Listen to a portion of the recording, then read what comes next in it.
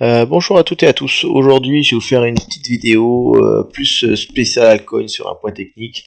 Voilà, en ce moment, il y a des altcoins qui décollent, qui font des grosses performances. C'est toujours jamais évident de savoir un petit peu à quel moment donné c'est vraiment boule, à quel moment donné c'est vraiment bear. Et donc, la réponse forcément est jamais simple, ni compliquée, ni évidente, ni systématique. Mais je vais vous montrer, moi, un petit élément que j'ai appris, que j'ai travaillé et que je vais vous partager sur identifier en tout cas quand on a potentiellement un top au moins court terme. Ok, donc je viens sur Virtual, hein, quelqu'un qui m'a demandé de regarder Virtual.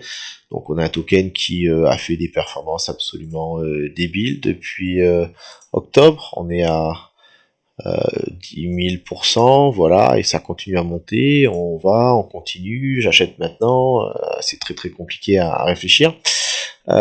Voilà, moi ce que je vois là, je suis en daily, pour l'instant on voit une structure haussière qui est nickel. Voilà. Donc, pour l'instant on peut imaginer que ça va continuer à monter. Alors du coup des fois on est tenté, rentrer un peu vite, j'achète ici, voilà, c'est pas trop grave, on va peut-être venir là, et puis ça va repartir. Mais mine de rien, peut-être que vous pouvez vous prendre un moins 20%, ce qui n'est pas forcément très sympa, on aimerait rentrer plus bas, et puis peut-être que vous allez devoir attendre 2, 3 semaines, un mois, voilà, moi en tant que trader, c'est pas quelque chose qui m'intéresse. Et puis surtout, je sais pas si là on continue, ou si c'est un top, et puis qu'après 10 000%, on va faire un retour à la case départ. Donc voilà ce que je vous propose très souvent sur les altcoins. J'ai travaillé ça pendant le précédent bear market sur les altcoins qui faisaient des pumps. Il y a pour moi 3 phases. La première phase, c'est la phase d'accumulation. C'est une phase moribonde, plate, il se passe rien, les gens sont en train d'accumuler. Voilà, ça achète, ça achète, ça achète, ça achète, ça absorbe, ça absorbe. Et une fois que tout a été absorbé, il reste plus de vendeurs, parce que les vendeurs du coup ont vendu, ils ont été absorbés, il reste que des acheteurs. Et là, on commence à partir. Deuxième étape, donc ça c'est la première étape, étape 1, d'accord, accumulation. Étape 2, généralement, on est sur une phase de poussée, qui va avoir 3 phases, démarrage, accélération, et parfois explosion ou ralentissement avant ensuite la baisse. Ok. Ce qui est intéressant là-dedans, c'est que dans ces phases-là, dans la phase de poussée, il y a une phase qui généralement d'abord est une phase contrôlée, et ensuite il y a une phase de liquidation. Et c'est là que je vais vous expliquer à quoi ça ressemble. Je vais passer en 4 heures. Vous regardez ça ici, et là, qu'est-ce qu'on peut voir? On peut voir qu'il y a des choses qui se répètent. Je vois ici une poussée qui a l'air assez bien contrôlée. Voilà, une sorte de canal ascendant, avec ensuite un climax, une sorte d'explosion, et ensuite un retracement. Et puis, on réaccumule, et puis on recommence. Ça, c'est pour moi, c'est un pattern très fréquent, et vous allez le voir chez les alcools. Voilà, et regardez, le dernier, il est là. Actuellement, on est ici. Boum, boum, boum, boum. Vous voyez qu'on a une belle construction. Achat, vente, achat, le canal très bien respecté. Ça, c'est la phase construite. À la phase construite, à un moment donné, le marché, pour venir monter un peu plus, il va non plus respecter la borne, où ici il y a des gens qui ont shorté, qui ont vendu, des gens qui ont vendu shorté, des gens qui ont vendu shorté, il va venir dépasser la borne. Lorsqu'on dépasse une borne, ceux qui avaient parié sur une répétition du pattern se font avoir, et généralement, qu'est-ce qui se passe? Ça crée derrière de l'achat, pour 2 raisons. Soit les gens ont shorté ici sur les dérivés, si c'était disponible, hein, pas forcément tous les tokens, et puis voilà, ils sont pariés à la baisse, et puis comme ça monte, ils sont dans le rouge, donc qu'est-ce qu'ils font? Ils clôturent la position, donc ça lance d'achat, pouf, ça fait monter.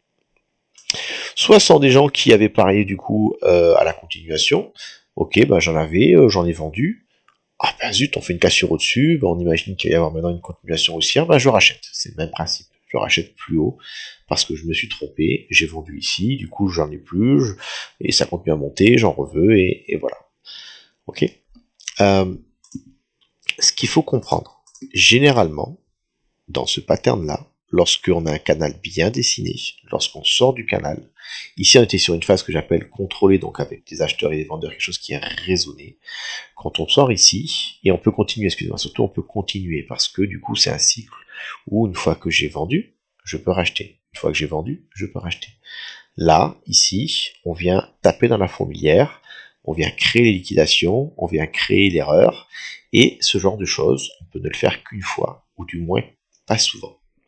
Généralement, comment on traite ça ensuite? Donc ce qu'il faut comprendre, c'est ça, c'est que du coup, on vient faire la liquidation, on vient générer le petit exit pump, la chose extraordinaire. Comment le trade? Lorsqu'il y a la cassure, il ne faut pas faire l'erreur de faire ce qu'on a acheté ici. On n'achète pas une cassure. D'accord? On ne va pas racheter par ici parce qu'on ne sait pas où on va, on n'a pas de stop loss, c'est trop compliqué. En tant que trader, en tout cas, je ne veux pas. Moi, ce qui m'intéresse, parce que ça, c'est un signe de force quelque part. On accélère, on accélère encore. Ce que je veux, moi, c'est acheter le signe de faiblesse. C'est-à-dire, je vais acheter, je vais commencer à vouloir vendre lorsque on va venir réintégrer mon range. Voilà.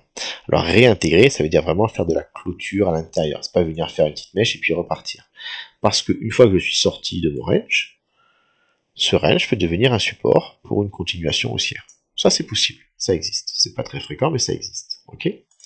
Mais en tout cas, moi, dès que je vois une sortie au-dessus, j'imagine que ça vaut mieux, ça peut commencer à retracer. Donc agressivement, ce serait d'essayer de choper une début de structure baissière ici. Et puis surtout, si vous avez une réintégration du range, alors là, on est en train de valider que ça a été de la liquidation, ça a été du fake, et que du coup, cette erreur qui a été faite par le marché ici va se payer par une baisse plus conséquente. Et plus on est haut et tard dans le marché, et plus cette baisse va être importante. Ok, on vient ici. Excusez-moi. Voilà. Ici, j'étais relativement tôt, on va dire, par rapport au token. Construction commence à sortir, vous voyez là, ça n'a pas été validé, hop, on sort, on s'est clôturé dehors, on réintègre, et on vient casser en dessous. On n'a pas cassé beaucoup. Mais en tout cas, vous voyez qu'on a fait ensuite une phase complètement différente, la hausse était terminée, on a posé un range. Le range est fini, on a réaccumulé un petit peu, on est reparti, on a pris un peu d'énergie, hop, on repart sur une phase haussière. Hop, on est tenu, on vient sortir. Quand je réintègre, c'est un endroit intéressant pour vendre, parce que probablement je peux acheter plus bas. Et on vient réintégrer, regardez. Bande suivante, on tient un petit peu, et on casse en bas. Vous avez vu là, le retracement en dessous, relativement faible, retracement ici plus important. Et donc, par rapport à ça, dans la façon de voir, pour Vader actuellement, regardez là, on a tenu, on est sorti, on vient de réintégrer. Du coup, maintenant, je commence à être beaucoup plus bear sur Vader, puisque je pense que celui-ci va nous faire un retracement, là, sur du moyen terme, court terme, relativement important, et probablement une cassure ici du range, et pourquoi pas revenir sur un niveau support-résistance antérieur, avant de pouvoir peut-être poser un range et repartir ensuite. Voilà, au minimum, enfin, assez logiquement, je verrai ce genre de choses, vous voyez, retracement petite amplitude, retracement plus grande amplitude, et ici logiquement, retracement encore plus grande amplitude. Continuation, je ne sais pas, peut-être que c'est top, hein, peut-être que c'est fini, ce truc va disparaître. C'est l'idée. Si vous avez compris ça, franchement, c'est quelque chose qui est assez intéressant. Maintenant, on ne peut jamais l'appliquer tel quel. Si vous voulez vraiment être efficace dans votre trading, il faut se prendre des exemples et il faut l'appliquer ailleurs. Donc on va le faire ensemble pour ceux qui veulent. Je vous évite la peine de le pousser vous-même et vous pouvez quand même le faire à côté. Je prends je prends Vader. On est là, je suis en daily. Ok, je passe en 4 heures, parce que là j'ai un peu de mal à voir la structure. Et qu'est-ce que j'identifie? Regardez, une phase de poussée contrôlée. Boum, boum, boum, boum. Déviation, réintégration bas du canal. Hein, le bas du canal c'est toujours un support. Ok. Et là à nouveau, déviation encore plus importante. On a réintégré. C'était un bon endroit pour vendre. On est venu toucher un support sur le bas du canal. Et là on est sorti par le bas. Pour moi, actuellement, Vader est plus avancé dans le retracement que Virtual. Regardez quand ça se ressemble. Vous voyez le pattern qui se répète en 4 heures? Voilà, ça, pour moi, ici, ce qui nous attend, c'est ça. Où est-ce qu'on va aller? Je ne sais pas, mais pourquoi pas revenir tester le range précédent qui, pour l'instant, n'a pas été retesté. Hein, on pourrait venir ici assez facilement.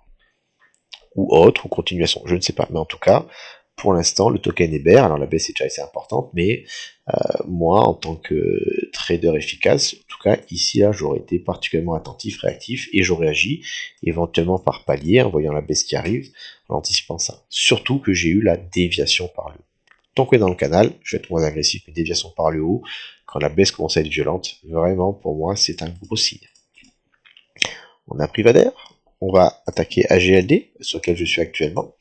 Voilà, regardez qu'est-ce que j'ai sur AGLD. Boum, boum, j'ai un canal qui est bien respecté. J'ai envie d'en acheter pour suivre la tendance. et ben j'ai les entrées qui sont possibles. J'ai envie de vendre pour encaisser mes gains, je viens vendre sur les zones proches du haut de mon canal. Voilà. Après, en termes de pattern, sur celui-ci, en plus là, regardez où est-ce qu'on est ici, là, j'ai shorté, on est sur un niveau, ancienne mèche, liquidité, on est venu taper, pile poil ici, on a arrêté avant de franchir, pour moi ça c'était un short, pas au niveau du canal pour moi parce qu'on a été bloqué par ça. Passons.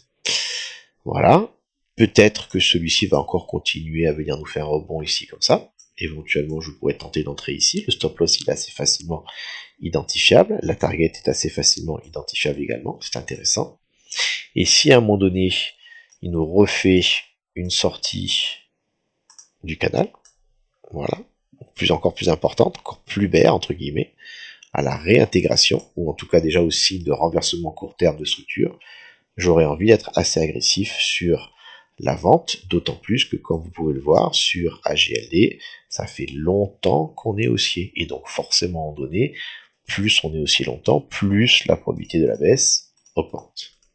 Voilà, je suis beaucoup moins agressif sur ce genre de short, en tenant la tendance haussière, c'est comme ma contre-tendance, de le faire sur une première touche, deuxième touche. Mais vous voyez, ça tient. On continue, on va regarder Sushi, que j'aime bien. Vous voyez Sushi, voilà, on est en daily, il a fait ses petits pumps là, toc toc toc. Le pump qui est ici, on dirait que ça ressemble à rien, on va passer en 4 heures. Ok, et alors tout n'est jamais parfaitement propre, mais vous regardez ici. Là, j'avais une phase assez propre, déviation, réintégration, mais assez propre, voilà, de construction. On a dit construction, ensuite on a la sortie. Et je répète, et là c'est le point important que je vais vous montrer, très important, ce genre de choses, on ne traite pas à la cassure. On ne va pas parier à la baisse lorsqu'on vient de casser vers le haut. C'est un signe de force. On a une accumulation qui casse vers le haut. On ne sait pas ce qui va se passer. C'est dangereux. Donc, ce qui m'intéresse, moi, c'est de payer la réintégration. Donc là, on est parti à la hausse. Ben, ok, ça monte, ça monte, ça monte. Si j'en ai, je suis content. Si j'en ai pas, je fais rien. Et regardez, le canal agit en support. On n'a pas de clôture en dessous. Et en support, on vient repartir à la hausse. Ok, bah, je suis toujours pas dans un trade.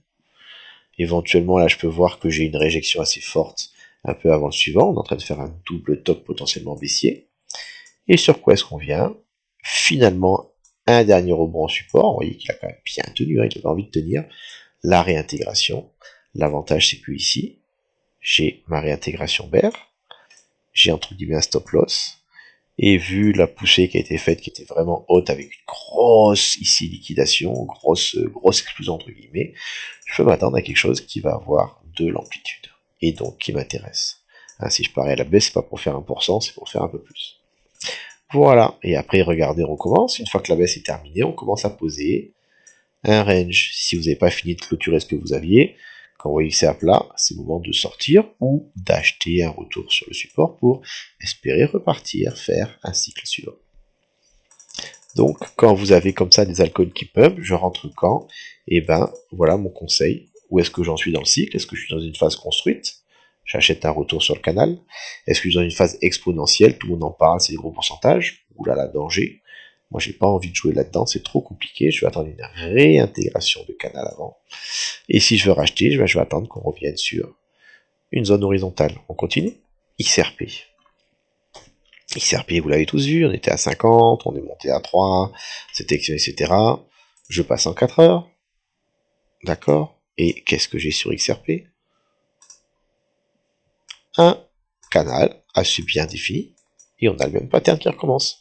Contrôler, structurer, résistance, support, déviation, entre guillemets, liquidation, explosivité, boum, boum, boum.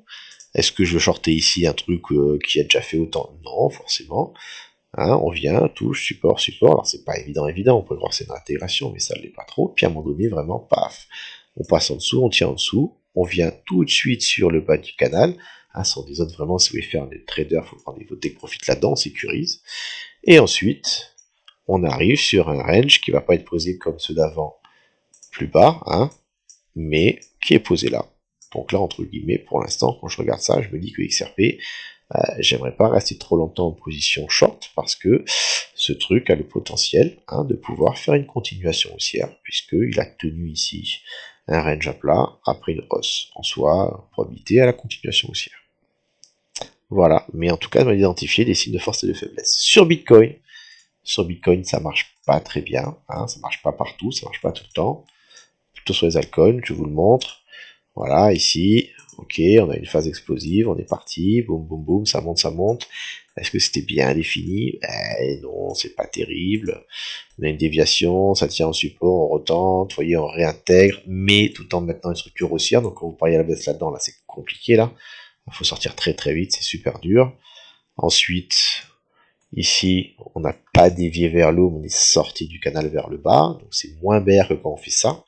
Ça c'est bear. Souvent ça veut dire que derrière, on va descendre. Quand on fait ça et qu'on sort par le bas mollement, généralement c'est un signe de range à plat.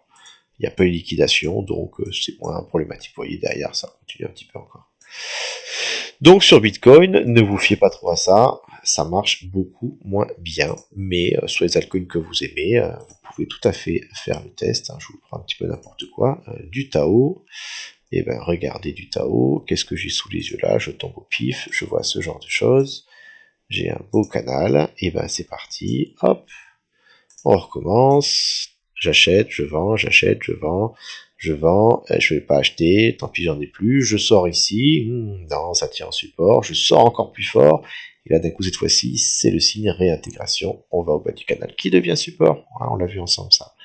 Voilà, les bornes là, il faut faire attention, et on repart, on ressort, on dévie, là c'est un piège, c'est pas évident, mais vous voyez qu'une fois qu'on est sorti longtemps, et plus on sort longtemps, plus la réintégration, elle est importante. Plus la déviation est courte, plus la réintégration généralement elle est faible, plus la déviation est importante, plus la réintégration également va l'être. Et avec ça, j'espère que si vous avez envie de faire du trading actuellement sur des choses qui font des pourcentages importants, là j'en ai pas trop sous la main, mais voyez, un 13% sous Galaxy, en plus c'est de la minière, c'est quand même du gros truc, et ben vous pouvez essayer d'utiliser ça. Voilà, on est sur de la bourse non crypto, le canal il va être compliqué à sortir, mais quand vous avez un beau canal, vous savez quoi faire. J'espère que ça vous a été utile. 17 minutes, ouais, mais il y avait des exemples, donc bon, voilà. En tout cas, amusez-vous bien avec ça, essayez surtout d'éviter de maximum faire des erreurs, et puis faire du bon trading. Bonne journée à tous, au revoir.